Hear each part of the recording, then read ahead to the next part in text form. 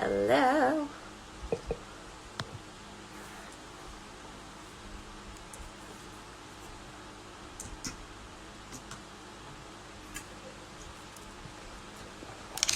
Hi, Shayna. Okay. Let me get my girl on here. Spam is gonna piss me off.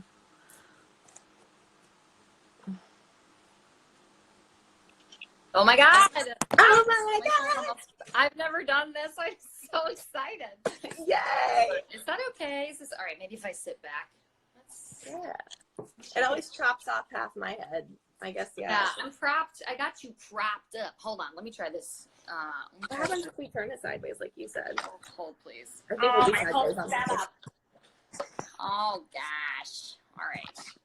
Here's my Ganesh on my computer. Ooh. He's going to remove all the obstacles for this great. interview. I'll just do a little cleansing too with my Actually, yeah, I've got everything going. I did the Palo Santo already. I've got the amber incense burning. We are I love it. punching it out. This is my new baby.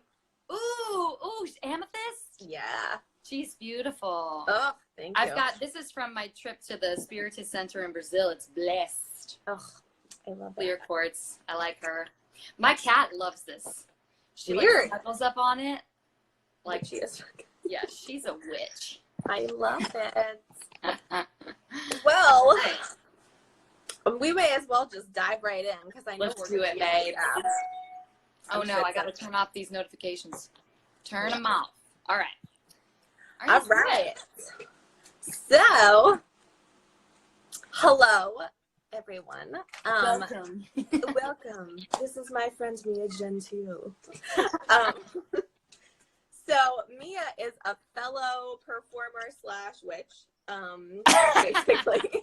I haven't fully stepped into that label yet, but I'll own it. We're working. Definitely a fan of like earth magic and all of that good stuff. I mean, I think the word witch has a lot of connotations to it, but it does. I know. Part of me is like, I'm trying to explain that word.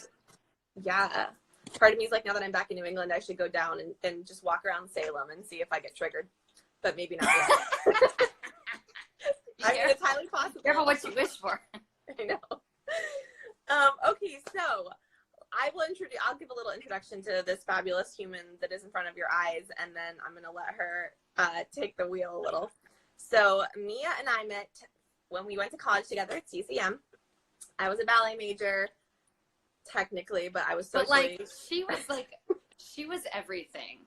I remember just briefly, like my main first impression of you was like, this bitch does not take herself seriously at all, like in the good way. Like you definitely took your craft seriously. Like you were a ferocious dancer and are a ferocious dancer, but you were like silly as fuck, and I was into it. So I was like, okay, kindred. Yeah. And you were like, I'm not gonna be a bunhead for the rest of my life. Like, well, I was just like, the people in my class, like it was very segregated. Like ballet majors, when we were freshmen, didn't really hang out with the musical theater majors, and I'm over except for you down that wall. Yeah. Well, and Lizzie. But I just, true. The universe like blessed us both with, and Galia, actually. I think it was the three of us that had musical theater roommates.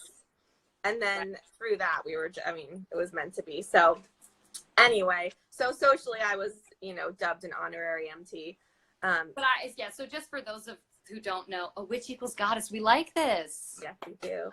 Okay, thank you. That's my friend Shayna. Shayna Singleton, thank you. I agree. I definitely agree.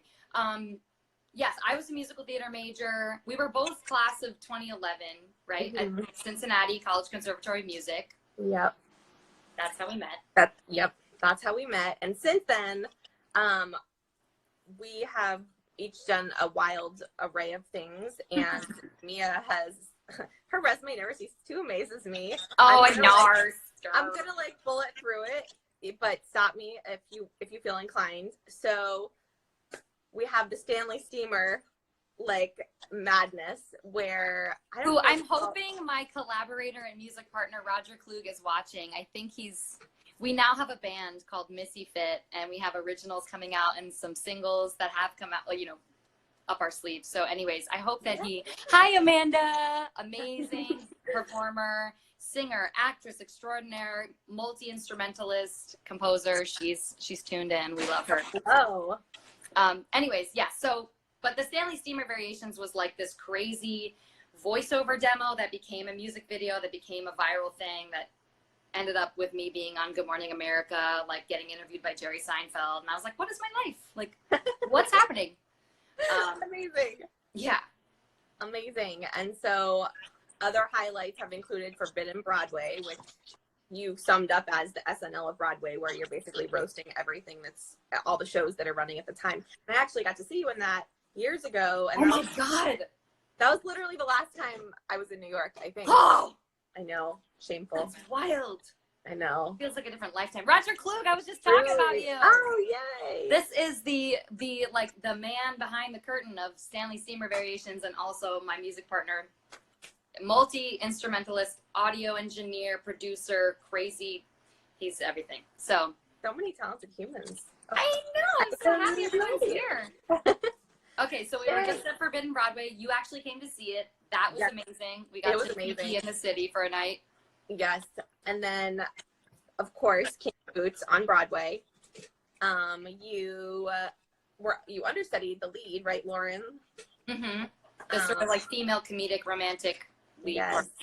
Yes. Such a great show. I'm bummed to not have seen that. Highlights include becoming friends with Wayne Brady and kissing Brendan Urie of Panic at the Disco. He was very sweaty and very kind. Very lovely person. Those are if you put the two together, it's like it makes one okay, makes the other okay. Like you're a little less I think they're both amazing, like both data points of life. But yeah, anyways, that was pretty cool. Yes. Oh, amazing. And then more recently you did the Postmodern Jukebox on Cruise Tour. Yeah. Yes. Amazing. And then, I mean, other stuff that we could go on for hours about is a lot of regional stuff and singing with symphony orchestras. I mean, this girl, very sweaty. And like I had a stint in Cincinnati when I was doing a regional premiere of Next to Normal at the theater that gave me my card while I was still in school. I was singing at the jazz club there with Ed Moss, who was just an incredible, Amanda, very sweaty, very kind. Yes. Love that, man. Anyways, but I sang with Ed Moss, this old jazz cat, and we actually made like an album together, and like I sang with his Society Jazz Orchestra, which is like this, wow. It was a 12-piece band. It was a while ago now.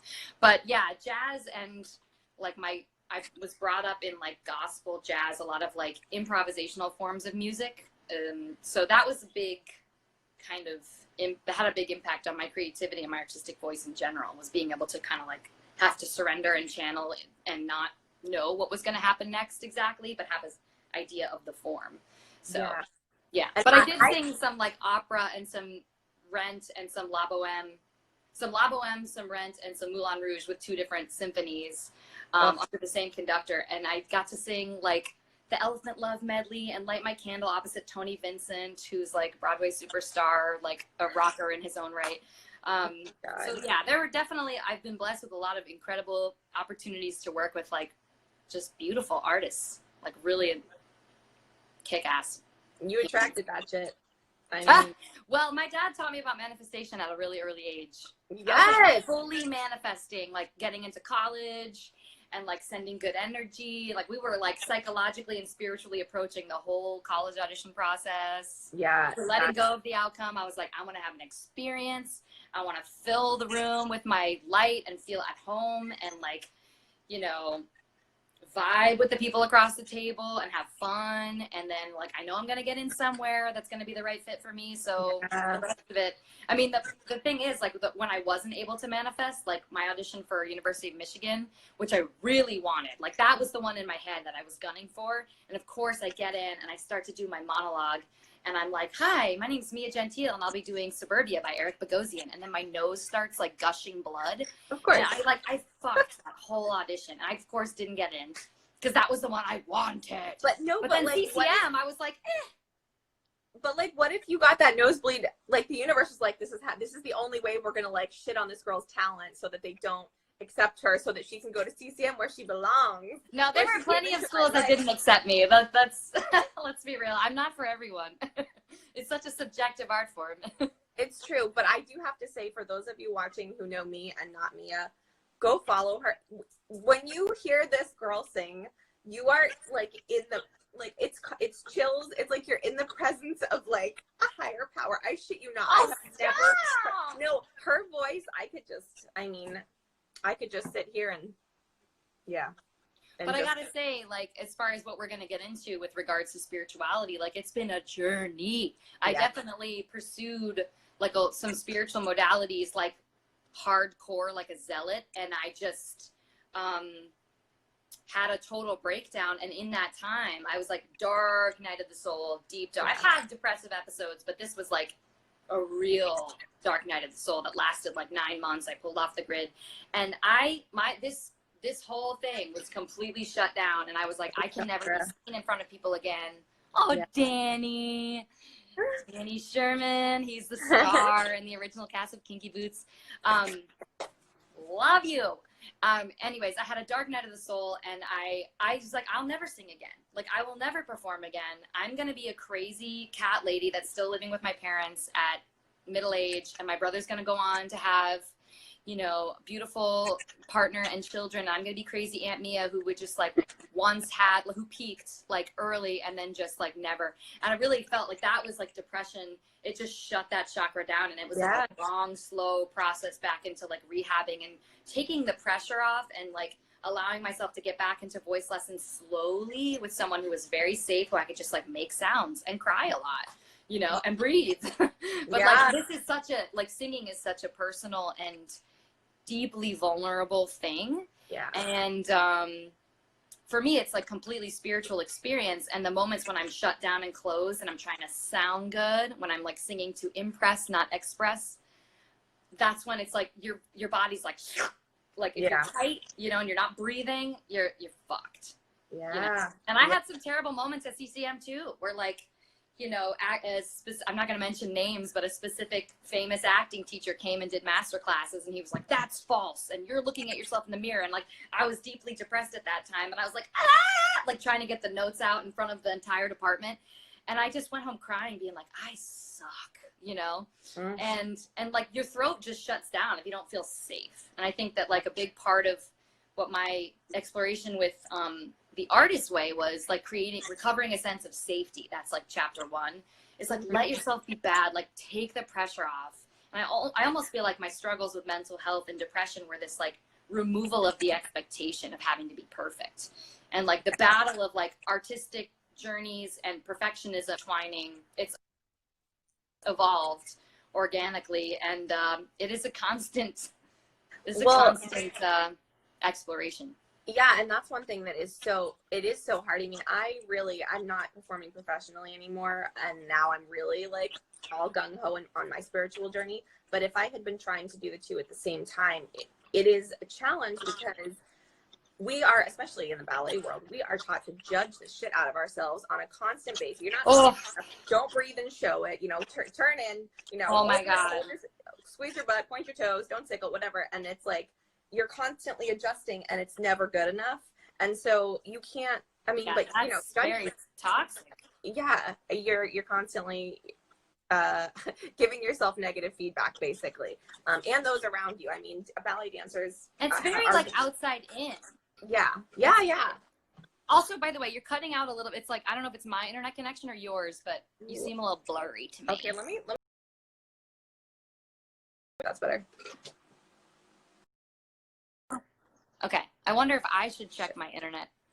Is that better? Am I good? You're good. Okay, I think we're good. All right.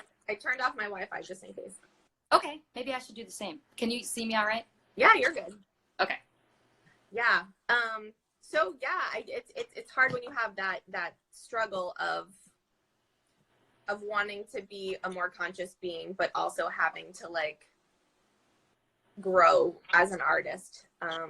In the way that you're being taught. It's like, it's almost like you have to break away from the traditional ways of learning what might be taught in your craft in order to do it in a healthy way, if that makes sense.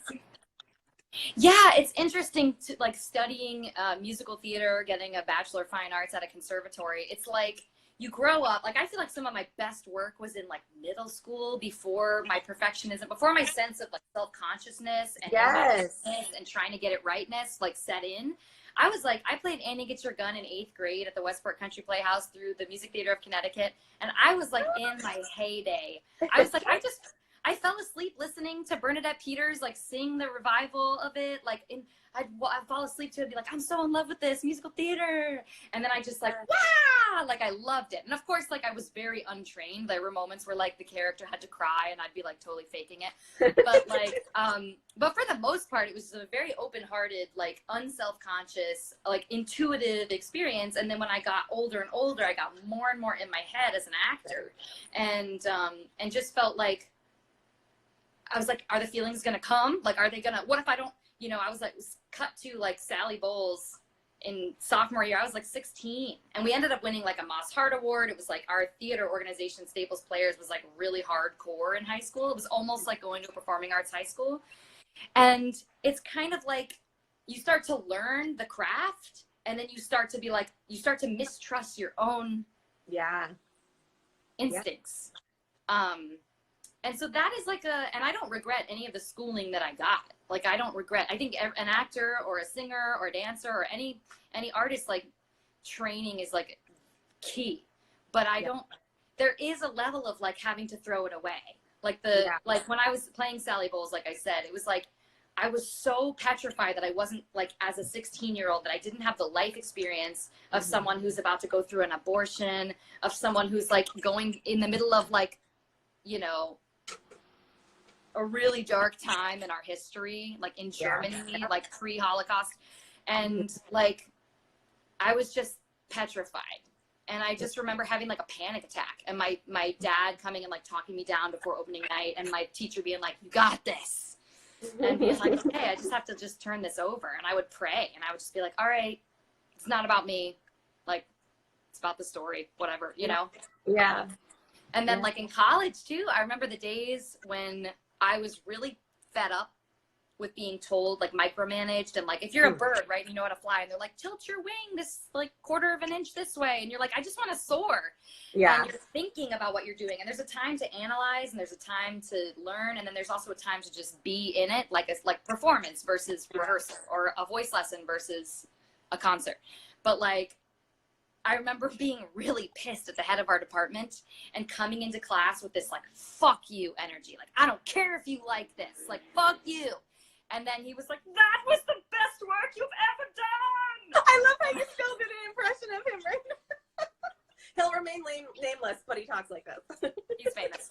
But anyways, it was like this level of like ownership and like claiming your space and being like, this is how I want to do it. So you have to find self in it. Like, and you know, people always say like, when you go to an audition, like be yourself. And then you're like, well, how the hell do you do that? Like, what does that even mean? When, you know, and a big part of like the whole Stanley Steamer variations thing that was so powerful for me was like, I was just dicking around, having fun. Yeah. And collaborating with Roger and like, there was this whole idea of like, I had learned all these different voices. Like I was a mimic and an impressionist. And I was like, I have to learn how to sing in all these different styles. And so I'm just going to present them all. And I never knew, like when I graduated college and showcased in New York, I didn't really get an agent right away. I freelanced with somebody for like a second, but she was kind of a mess. And I didn't really get like a lot of attention upon graduating because I was coming at it from like, world, what do you want from me? I'm going to deliver it to you. And then I wasn't coming at it from like, this is me, y'all. Like, you know, they didn't know where to put me because I was trying to figure out what they wanted. Yeah. And then like this Stanley Steamer thing was this whole like, don't worry about your type. You're like all these women within one woman. It was like an explosion of type because you worry when you're a senior at a musical theater conservatory. You're like, what's my type? Like, what roles am I going to be cast in? And you're trying to like fit yourself into these things. And I was just like, psh, like inadvertently just exploding the notion of all of that. Yeah. Yeah, that's a lot. I would love to talk to you about well, we talked a little bit yesterday about getting into the whole falsettos, the character you played in falsettos, and that whole deal. I don't even know how to phrase a question to ask you. Well,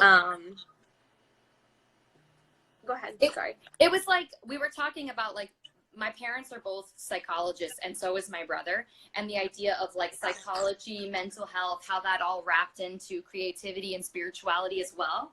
And for me, like, I was a real hardcore perfectionist, but, like, not just externally with, like, achievement, validation, awards, whatever. It was also, like, emotional perfectionism, where I took the, like, cognitive behavioral therapy that I learned from my dad, and I took it to the extreme, where I was like, oh, I've got to take these, like, label these bad thoughts and reframe them and see the silver lining and get to the other side, like, right away. But I've never granted myself the luxury of just being in the feeling. Yeah. So if I was angry, if I was sad, if I felt hopeless, or if I felt negative, like, I was like, okay, you got to get out of that right away. You know, I didn't accept it. So eventually that stuff, like, it'll come back and get you. Oh, yeah. You're not going to look at it. You're not going to look at your authentic experience and just cover it, you know, and bury it. So I basically had my first depressive episode, like, real depressive episode in college. It was like I had, like, operated on this paradigm of just, like, setting the bar so high that I could almost never reach it. And even the head of the department was like, take a chill pill. Like, you know, chill out. You're trying so hard to be perfect that you're, like, not even just breathing, like, in where you're at, like, seeing how far you've come. Like, you're gonna drive yourself crazy, you're gonna burn yourself out. And I did. So eventually I went to, like, I got some outside help. I went back into therapy. I got antidepressants. But in the meantime, I was taking, like, benzodiazepines to manage my anxiety, because I was so crippled. I was, like, almost not functional, like, paralyzed by anxiety every day. I was like, how am I possibly going to keep up with, like, these creative projects and school assignments that were asked of me? And I ended up getting cast as Trina in Falsettos, which is, like, I think one of the most incredible pieces of theater ever. And I remember being terrified, like, terrified. My anxiety and depression, it makes me feel like I don't have a personality. Like, it makes me feel like I'm a shell. And it also makes me very indecisive. So, like, making a creative decision or a choice as an actor was, like, incredibly challenging. It was like, no, just tell me what to do. I'll do exactly what you want me to do. Yeah. And eventually I kind of hit this, like, tipping point where I was so anxious. I realized one day, I think I was, like, worried about hitting this note at the end of the song, breaking down. And I told everyone, I'm just going to mark it today. I don't know my voice. And I gave myself permission to not go full out. But then because I was marking it vocally, I sort of realized that my neuroses and my anxiety was exactly how this Jewish mother, whose husband has gone off with a male lover, who are trying to raise their 13-year-old son to have a bar mitzvah, she's full of neuroses and anxiety and control and, fuck, my life is falling apart. Yes. And I was like, that's what I'm experiencing. I can use that. So I channeled it, and I went from this bottom, this, like, depth of this bottom of, like, I don't know what is going on. I'm unraveling. I don't know anything, to, like, coming to this sense of, like, letting myself disappear into the character and channel all the stuff that I was feeling. And then ultimately it was, like, one of the most satisfying experiences I've ever had, diving into a character. And then, like, the League of Cincinnati Theaters gave me an award for, like, best collegiate female, you know, actor in a musical. And I was like, oh, so it's like the universe is like, yes, girl, accept yourself, accept your experience, go through it. Don't try to, like, skip over it, because that's the gold mine as an actor. Yeah. There is no light without the dark, and those experiences are what make us grow, whether that's in our own personal lives or from an actor standpoint. So, and I find that, like, my dark periods, they usually last about 9 months. I haven't had one in a few years, but they end up bringing, like, more depth and more compassion for others. And it makes me I think it makes me a more interesting actor. Like, it allows me to be like, oh yeah, I've experienced some really dark stuff, and I can just, you know, hold space for more, you know? So what would you say is, you could, Heather, your words are not going together right now. So, finding the line is what I'm getting at. Finding the line of using your own dark experiences for a character and being able to leave that at the theater space, because I know the famous dark example of someone struggling with this issue is Heath Ledger. So, like, was there anything that you were doing from a spiritual practice standpoint to kind of ground yourself throughout that process so that you could not be depressed throughout the whole run of the show, so that you could like disconnect and like sort of find yourself between rehearsals and performances? Or Well, actually, a really good example. I mean, I could point to some of my experiences, but I haven't had to do a lot of like super dark, heavy.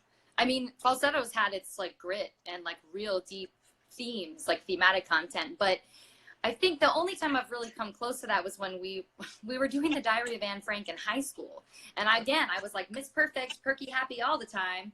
And I was like diving into this, like all this research about the Holocaust and like watching everything and immersing myself in it and playing Anne Frank's sister and being like, oh my God, I just found myself like crying all the time. And because I was not, to me, like those feelings weren't acceptable. Like I didn't have a framework. And I did start to go to therapy in high school.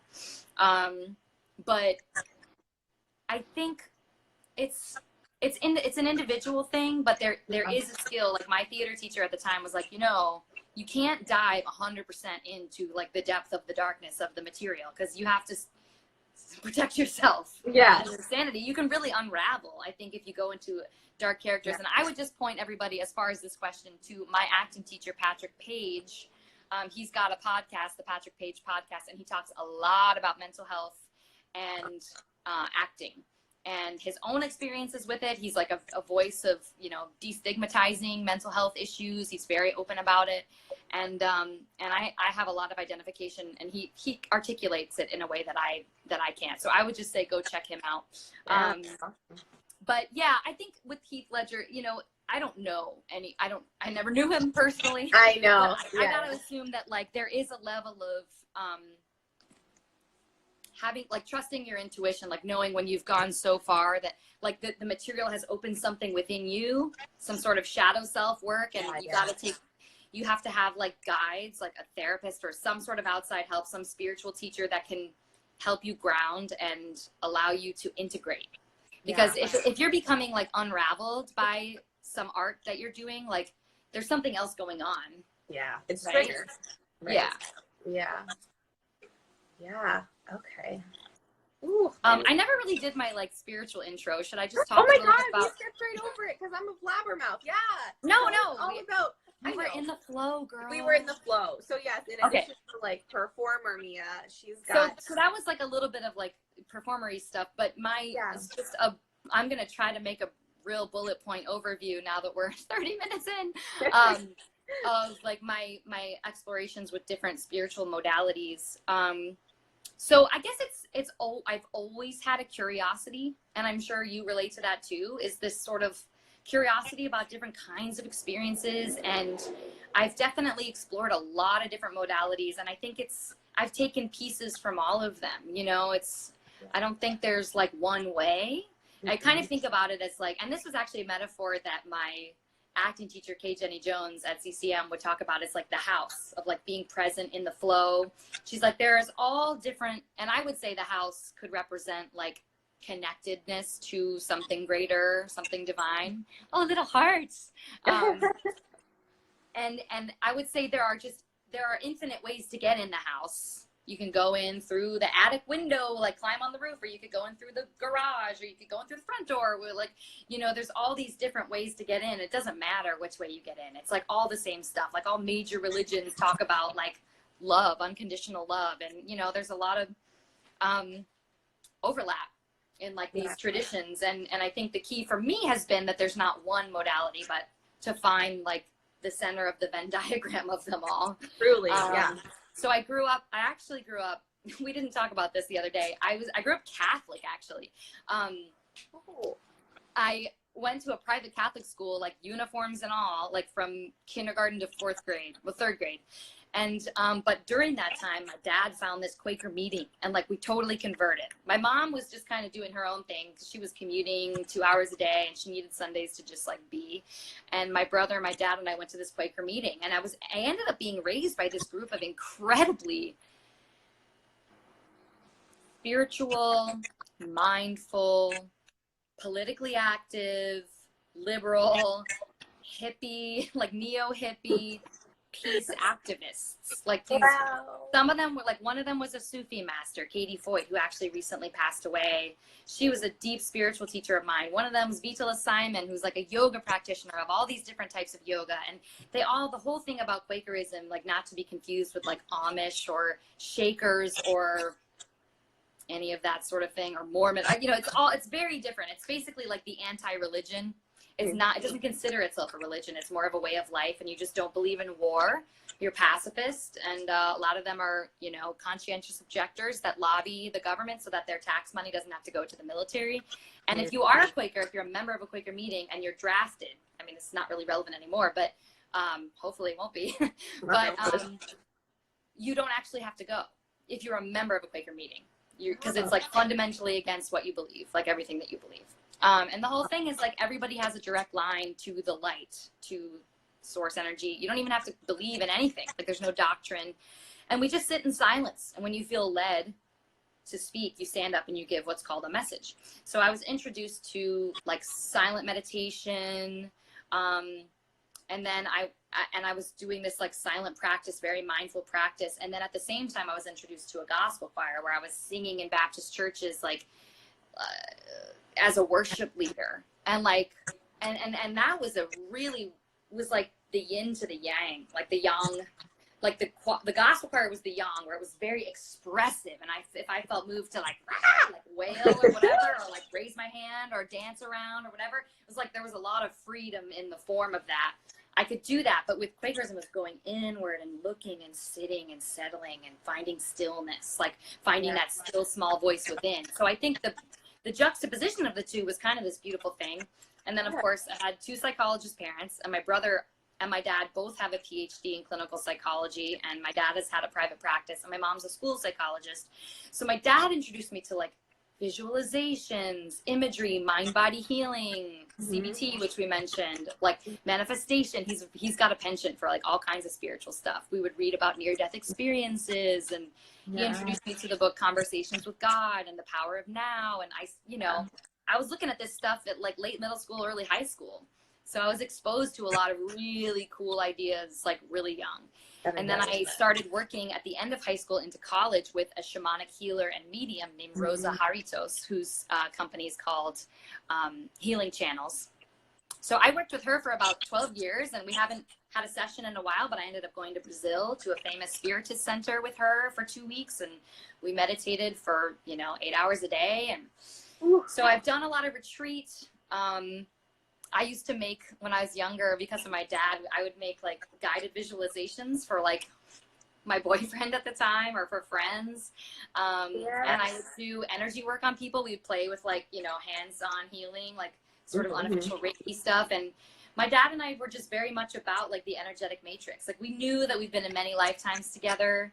And so we actually did this experiment once where he was like, okay, tomorrow, I'm going to think about you and hold you in the light at a certain point in the day. Ooh. And when you don't think about it, but when you're walking along in campus, this was, I guess, my freshman or sophomore year at CCM, just if you feel good, just write down what time it is. If you feel like, hey, I feel good. So I did. I was like, woo, I'm feeling frisky, like fun, playful, whatever, like freewheeling. And I wrote it down. It was like 12:11 p.m. And I conferred back with my dad, and he goes, yeah, I was holding you in the light starting at noon. And then at 12:11, I was like holding the image of you in between my hands, and you started dancing at 12:11, like the image, like your spirit. And like, it was dead on, like to the minute. Yeah. And so that's real. Like we are all affecting each other. The energy that we're emitting out into the world is like colliding with everything else, and it's coming back to us, and it's all related. So, and I feel that way about performing too, just to, reel it back into the arts, is that when you get chills from someone singing on stage or someone acting on stage or dancing, it's like their energetic body is like radiating out and touching yours, and it means somewhere. It's like a physical phenomenon, and that's when your energy, you get those chills, and like your hair stands up on your, on the back of your neck. It's like, you're actually, it's light work. I think that energy, like that creativity, that the fine arts, it is light work. You're changing the energy in the room. And that's why people are willing to like sit for 2 hours in a theater because they want to feel something. They want to be moved. They want to be changed. Yeah. And as the actor, it's like, you know, Patrick Page talks about this on the podcast. It takes a lot of gall to be like, you're going to sit in the dark for 2 hours and I'm going to be in the light. Like, takes arrogance to be like, but you have to be willing to like get through the ego's like bullshit so that you're like, okay, this is about the story. Like, I'm being of service. I'm going to try to empty myself of my own mental bullshit and just be a channel for something bigger than me and like serve this character, serve this story, you know, serve this piece of music, be of service to it. So yeah, but then, sorry, just to go back to my spiritual journey, that was like early life. Then I got this amazing tarot card reading in high school, was introduced to sort of all types of earth magic, working with different trees. I had some mystical experiences that we can put a pin in because I know we have to like keep moving if you want to go back. I got a crystal pendulum, which I know you've talked about using that. I even played with like runes, like oracle cards, angel cards, animal spirit cards. I was like into all of that in high school. And a lot of my performing, like I would pray. I'd be like, all right, like, because my conception of, I would call it God sometimes, but I would think like source energy, spirit of the universe, light, unconditional love, perfect love, whatever. It was all the same to me, but I'd be like, all right, this is for you. Like, this is in your hands now. Like, right at places, I'd be like, okay, it's not in my hands anymore. Like, turning it over. And, you know, I also had some mystical experiences that with a couple like family members that I had dreams about the night of their death. So I felt like they were visiting me in their transition. And I had this moment where my therapist died and I like felt it happen. And my dad confirmed that that was exactly when it happened. And, you know, it was just, I wonder too, like eventually I want to step into my healership, like in a more direct way, but I kind of feel like I need to do it through the arts first before I can like have my dream of having a healing arts center and a theater company. Anyway, so and then the other part of my spiritual life that has been huge is journaling. Like I started when I was in fourth, fourth grade, and I never stopped. I still journal to this day. And, you know, I incorporated some of the practices of, you know, Julia Cameron's morning pages in the artist way. I still do my morning pages, but sometimes I let them be a little more like my own style. And there was a moment in high school where and especially in college too, where I was working with my shamanic healer and medium, Rosa. And I would write out all my concerns. I would just spill them all out, like brain drain, like, oh, I'm worried about this. I'm never going to be good at that. And then I would just spill them out on the page and I'd be able to look at them and not be like run by them. And then all of a sudden I would be written to. I would like turn it over and then I'd be like, all of a sudden I was writing to myself in the third person, like, sweet child, like, you're going to be okay. Like, this is, and it was like my team, like my spirit guides were like writing to me through me. And so I experienced that a lot, and I still experience that. And I got into a lot of yoga, which to me was like the antidote to all of the mindy, psychological, cerebral analysis stuff. It was like my body knows what my experience is. Like there is a divine intelligence to my body, like my felt sense of what's going on. And then that led to having a whole dalliance with Kundalini yoga, which was a wild journey, which wound me up in Costa Rica, chanting and meditating and like dancing with a shaman with a didgeridoo passing over my body at the end of the Mayan calendar in 2012. I was like going full out, blasting off to another astral plane. And that's around the time that the Stanley Steamer thing blew up. I was like, I would project my astral field in a Kundalini class. I would see this green energy like go out into the world, and I'd come home and there'd be like randomly 200,000 more hits on the video, like the YouTube video. It was all connected. The universe was like, yep. Like, step into your space, step into your power. We see you, you know? And that led to like a really dark night of the soul. Like I was cracked open by that Kundalini experience and had to I dug up a lot of shit that I bit off a little more than I could chew. And I had to pick up the pieces. And that's what I talked about before when my throat was closed and I never thought I would want to be seen or perform or sing or act again. And Five Rhythms Dance was a big part of that too. That's like a modality that I love. I don't know if you've ever explored that. No. Well, it's pretty amazing. You get danced by, and there's 5 different rhythms. We can talk about that later. But then I moved on to like acupuncture, Chinese medicine. I saw an intuitive counselor. I also got into Abraham Hicks and like all the manifestational stuff. I've, been looking deeper into Joe Dispenza. There was one depression that I was like, I need to get out of this. I want to fast track this. And I dove deep into the Course in Miracles, got to day 100, had this wild experience where I was like, I got to put this down. And I realized my relationship to spirituality, there is something in it in which I want to get high. Like, I want to feel that high. And I'm not willing to go through the muck and take my time. And so I'm chasing that euphoria and that bliss. I just want to bliss out, but I don't want to deal with like what's there. And I don't really, what I've realized now is that a lot of these tools are really powerful, and I need to stay grounded in my spiritual practice. And sometimes that means just like diving into my human experience, and then the spirituality will follow. And we talked about this quote, like when I go deeper into my humanity, my embarrassment, my shame, my struggles, when I'm sharing that, when I'm processing that in therapy, when I'm breathing into it in breathwork practice, which we can talk about as well, that's when I start to feel like I can transcend that stuff, because I'm allowing myself to be in it, like the muck, the shit. And so, yeah, I mean, yeah.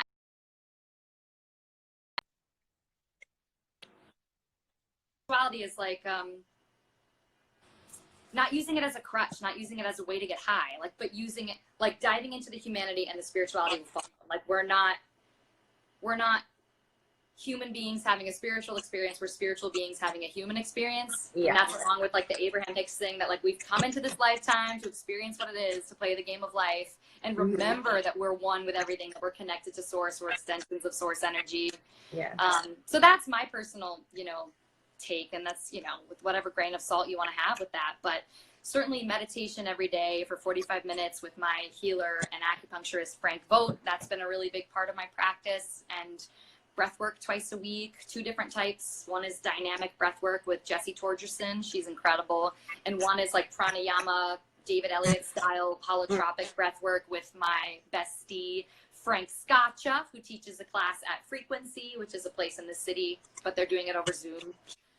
So that's kind of where I'm at today. I explore different types of Buddhism as well, Tantra, Tibetan Buddhism, like the Sutra path with this Geshe Tenzin Namsho. I was like learning through this, the Zuckerberg Institute. My friends Brian Patrick Murphy and Michael Littig had us learn Buddhist philosophy from this monk who works alongside the Dalai Lama. So I got to study that way. And then I also have friends that are into Nichiren Buddhism, which is like they chant Nam Myoho Renge Kyo, and I've done some chanting. I just like to dabble. I just like to, there's, for me, it's like we don't need to throw away the baby with the bathwater with any of these modalities. We can just try and see what works. Like, take what you like and leave the rest. And then, it's to me, it's the curiosity and the open-mindedness that allows me to have the experience of something, whoa, that I didn't expect. I didn't think I was into that, or I believed in that, or but just having, like, cultivating the willingness and the openness to have an experience, you know?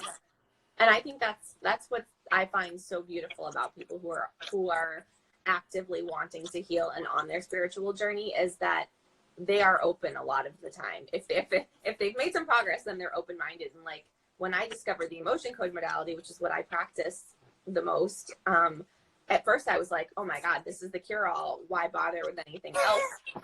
This is it. Like this. I had that experience with Kundalini. It's like, everyone needs to do this. Yes. but the thing is, I mean, everyone really could benefit from this work. And I love it because you don't actually have to relive the traumas. It's like there's a way to release the energy from them without having to like dive back into talking about it for 5 hours. And a lot of people love that about it. But I've started to experience like all different kinds of crazy modalities, like biofield energy healing, Reiki. I've had a bunch. I've had an emotion code, body code practitioner.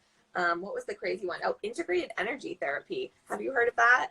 That one, this woman almost about knocked me off my bed. She's in Canada. This was like all done remotely. And it was like, I could feel like a suck out of my gut based on the things I was working on around forgiving somebody that I used to date. And it was like, you just never know what you're going to take away from these experiences and what's going to resonate with you.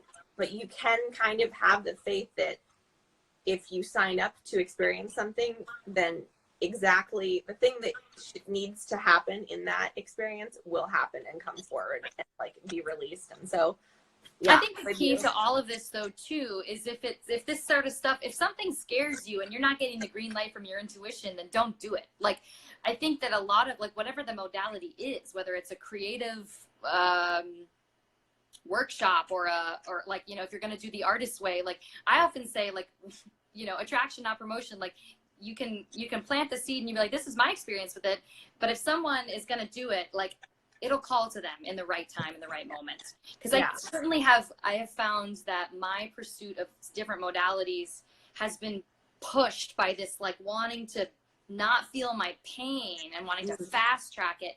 And that led me to bite off more than I could chew and kind of unravel. Like this stuff is really powerful, a lot of these different modalities. So I think the key is to be gentle and to like go slow to go fast. Like it's a marathon, not a sprint. Like you're not gonna heal everything and solve everything and be enlightened and that's it, like in a day. It's you know, it's a journey, and the end goal is like where you are in the process right now. And so it's just, you know, when you hear about something, if it intrigues you, if it starts to light your bells, you can look it up, you know, ask friends, ask someone you trust, like how they feel about certain modalities. It's certainly like use your discretion, use your discernment, like get in touch with that compass that tells you, oh, this is right for me. Oh, maybe not. You know, because there's a lot of ways to alter your state, and you want to make sure that you can stay grounded on this earth. No, truly. And you also, you don't want to do too much too quickly in the sense of like trying 3 different modalities in a week, because as you well know, like each time you have a session, there are several days, if not weeks, after the fact where you're in processing and integration period of like you literally move molecules and they're leaving your body and things are shifting, sometimes on a cellular level. And it's like, you can't just expect to feel nothing and like keep on plugging away at like you have to remember, like if you just went to the gym and did 100 squats, like the next day you're gonna feel it. Like you can't do that again the next day. Like you have to allow it to integrate. And I think there's also this acknowledgement in my experience, acknowledging that like when you have an expansion where you're like, I am open and I'm receiving and I'm downloading and whoa, I'm connected. And then there's a contraction that follows. But it goes like, you know, it's you're constantly this, then this, then this, then this. And for me, it was like embracing the contractions, letting myself be guided by my intuition. Okay, do I need to hibernate for a couple hours today? Do I need to take a nap? Okay, that's what I'm going to have to do. Do I need to eat a heavy meal so that I can ground my energy? Do I need to move my body in some sort of grounding way? And, you know, this one experience that I had that reminds me of that expansion, contraction, and like allowing that to happen, like whatever comes through, just let it flow through. Like the Rumi poem, The Guest House, this being human is a guest house, every day a new arrival, like a meanness, a sadness, a joy, like welcome, entertain them all, even if it's a crowd of sorrows that threaten to sweep your house empty of its furniture. I'm paraphrasing, but it's like each has been sent as a guide from beyond. So it's like allow, like that is like the principle of mindfulness, is like allow whatever comes through to come through, especially as an actor, because if you're trying to force or manufacture a certain being state, you're cutting yourself off. You're probably not breathing. Even with singing too, you have to breathe and be open and to be truthful with what's there, what's in you, before you can like receive anything else. And like I said before, like Patrick Page, my acting teacher and acting mentor, talks about like Sir Ian McKellen, before he came out of the closet, he said his work wasn't nearly as truthful as when he came out with like something that he was hiding from himself. Like if you're lying to yourself and the world, then you're not going to act truthfully. You're not going to be able to behave truthfully under imaginary circumstances. And it shows. And for me, it's like my perfectionism did get in the way of being able to surrender in the moment of performance. My, you know, not allowing myself to feel shame, heaviness, like hopelessness, despair. And it was like depression that kind of forced me to take those expectations off the table and be like, whoa, I can't get out of bed. Maybe it's just a victory to take a shower. Maybe I can just be where I'm at today, you know, and relish the small victories. So like that allowed me to sort of go deeper and cocoon in that contraction, so that when I was ready for the next expansion. And I remember being really in tune and in the flow with all of that in high school when I was playing Millie in Thoroughly Modern Millie in at a community theater in Waterbury, Connecticut. So I was commuting.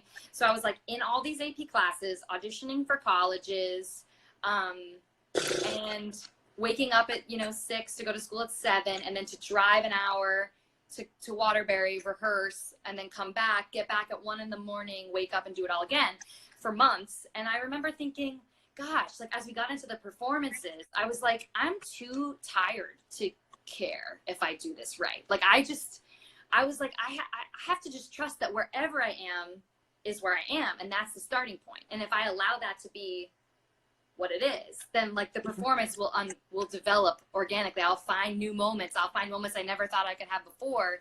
And it's this allowing, it's this acceptance. It's like the surrender to what is. Yes. In order to be able to like let something else happen through you.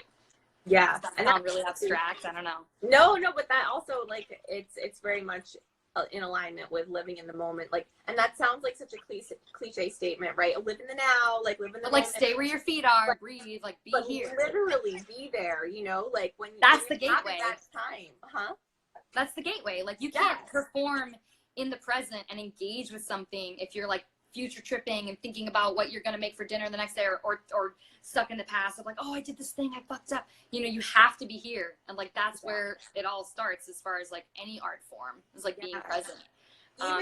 Even the little things, it's like that aren't muscle memory yet. When you take something to the theater after or for the first time, like you start tech rehearsals, and it's like obviously you're not going full out in tech rehearsals, and there's a reason for that, because it's not muscle memory yet that you walk off stage left through that door, because that's where your brain is when you're delivering your line, and that, you know what I mean? So even like getting to that moment in rehearsals of muscle memory and living in the moment.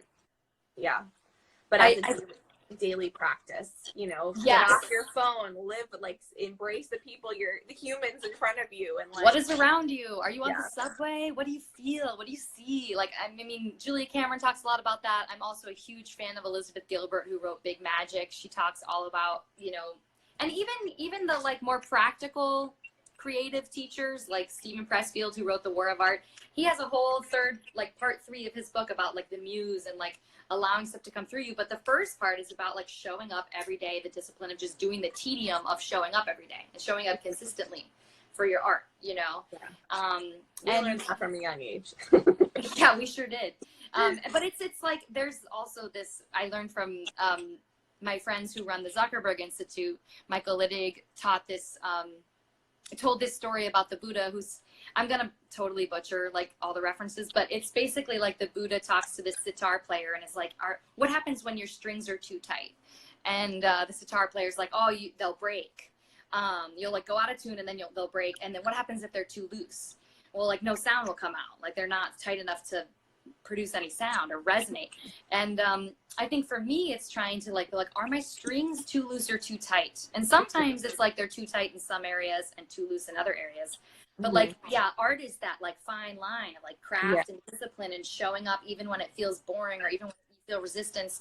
And then there's also that surrender and like allowing the muse to come in and like dance you, and it's both. It's like the sweet spot intersection. And I think the other thing, like certain hardship experiences have forced me to be in that surrender mode where I've done the training and I just have to throw it away. I've done the homework, throw it away.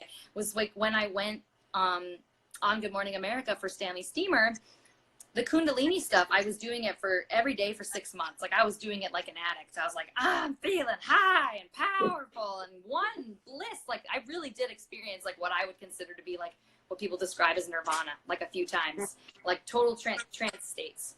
And, like communicating with Ram Dass. I was like, I'm going to be a guru in this lifetime. And, but I was processing like lifetimes worth of gunk, like opening that energy in the Sushumna Nadi, and stuff was coming up to be dealt with, like shit that I had suppressed and just wounds, like as Eckhart Tolle calls it, pain bodies. Because I believe that everything you've ever experienced lives in your body.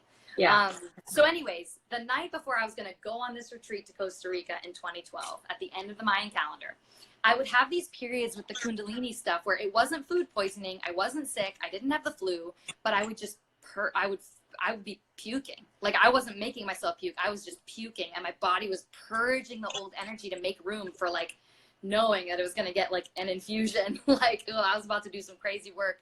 There was like some sort of intuitive. So I was puking all night. Then I go to sleep. And I guess this will be the story that we wrap up with. I go to sleep. It's like 4 a.m. 2 hours later, I get a call.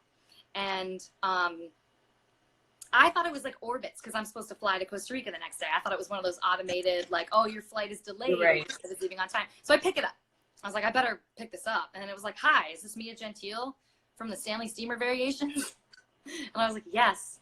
And they're like, this is so-and-so. I don't even remember his name.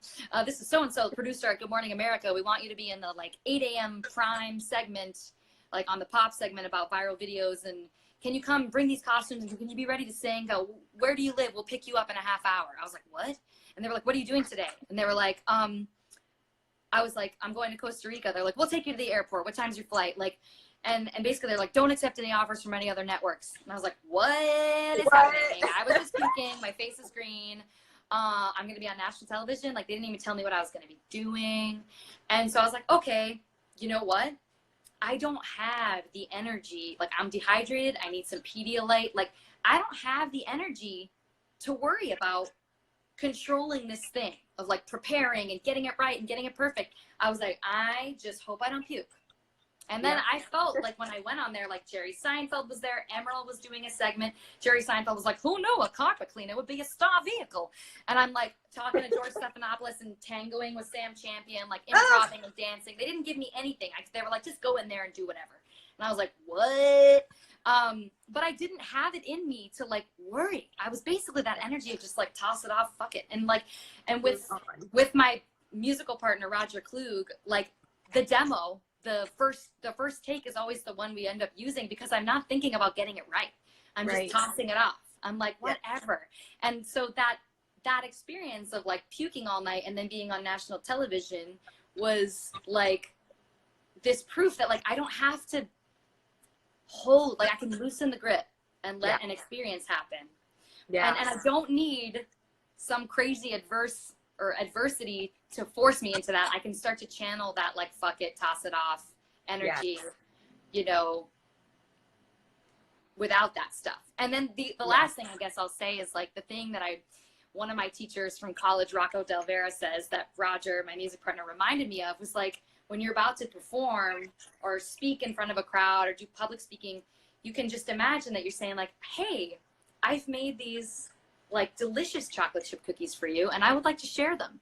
And like, it's not about like, are you going to like me? How am I going to sound? You're not about like censoring yourself. You're like, I'm really engaged with this thing that I've been working on. Like, even if it's an audition, I think about it like a performance appointment. And Anne Bogart talks about like art from the gift-giving impulse versus the survival instinct. And it's like, you created this gift and you're just giving it. You're like, if you like it, great. If not, that's cool. Like, this is my gift to you. I get to do what I love for these 5 minutes in front of all you behind the table. And that's it. Yeah. Like, you know, so the surrender, the acceptance, all of that. And like not letting myself, like some of my best auditions were the ones where if I'm nervous, I'm like, I'm not going to fight against that. Yeah. I'm not going to don't be nervous. It's like, just use it. Like maybe the character is going through some shit. Like, you know, allow, accept. That's like kind of what I'm working with today. That's so great. I know this is going to kick us off in like T- probably a minute. 2 minutes. I know. Oh yeah, it just gave me the 2-minute warning. But yes, I agree. There's such a fine line of artists and this like rigorous training we have from the time we're sometimes 3 years old and having people tell us what to do and then being able to step back and trust ourselves when we step into situations like auditions and knowing that we've been trained enough in the craft to just fucking trust ourselves and let the divine flow through. And it's so fucking hard, but it's like, you know, practice. It's like, trust what you have, like trust what you know. And that took me forever. Like it wasn't until people started asking me to teach them voice lessons that I started to trust what I know. Like I've been taking voice lessons since I was 6 years old. Right. But I would still warm up to like old voice lessons because I was like, well, I don't know what warm-ups I need right now. Like I don't trust myself. Like I've been studying this my whole life. People are like, most people don't figure out their careers until they're in their 20s. And we have been doing our career since we could pee on the potty. Like, you know what I mean? Well, the other thing too is like, yeah, like don't ever stop learning. But if Right. you're pursuing, if you're taking that extra class because you feel like you need that in order to succeed, like you're missing something and you're searching for it out there, then that's also part of the lack of trust. Like take the class because you are curious, because it might ring your bells, because you might absorb some new way of looking at something. But for me, like with acting too, it's like I felt like I was reinventing the wheel. All right, we have to stop. I know. But trusting what you know. But I want to thank you so much for being on here. I will do this again with you if you will do this again with me. Thank you for your wisdom and your talents, and I just love you. I adore you. This is so wonderful. I'm so glad we're reconnecting. I know, me too. All right. Thanks for watching, everybody. Thank you for watching, guys. Bye. Bye.